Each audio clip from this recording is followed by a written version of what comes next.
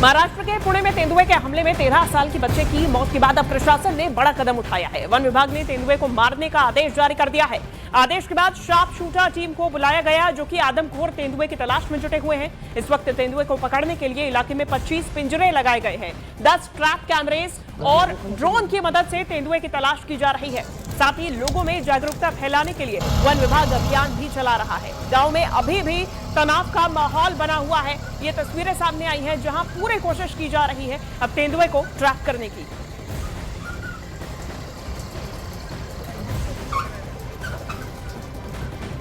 तो महाराष्ट्र के पुणे में तेंदुए के हमले में एक 13 साल के बच्चे की जान चली गई, जिसको लेकर पूरे इलाके में आक्रोश फैल गया।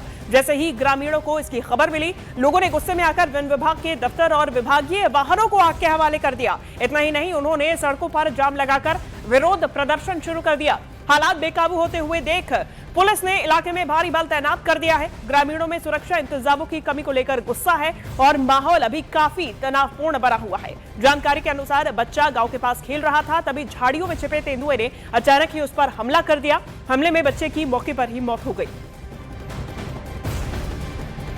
ये तस्वीरें सामने आई हैं, 2 तस्वीरें जहां वन विभाग लगातार कोशिश कर रहा है उस तेंदुए को पकड़ने के लिए। उसको शूट करने का आदेश भी जारी कर दिया गया है, लेकिन ये जो 13 साल का बच्चा इस पूरे मामले में जिसकी जान गई है, उसको लेकर ग्रामीणों में काफी ज्यादा आक्रोश है और ग्रामीणों का आरोप है कि यहाँ पे सुरक्षा प्रबंधनों की कमी है, जिसके चलते इस बच्चे की मौत हुई है। इसके बाद ग्रामीणों में आक्रोश इतना ज्यादा था कि उनके द्वारा वन विभाग के वाहनों को आग के हवाले कर दिया गया। तेंदुए के हमले के बाद लोगों में गुस्सा था, आक्रोश था।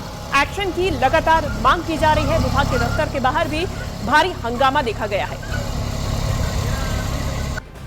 पुणे जिले के पिंपरखेड़ गांव में तेंदुए के हमले में एक 13 साल के बच्चे की जान चली गई थी। इस घटना के बाद भड़की हुए भीड़ ने फॉरेस्ट डिपार्टमेंट की जो कार है वो कार भी जलाई थी और फॉरेस्ट का ऑफिस भी जलाया था।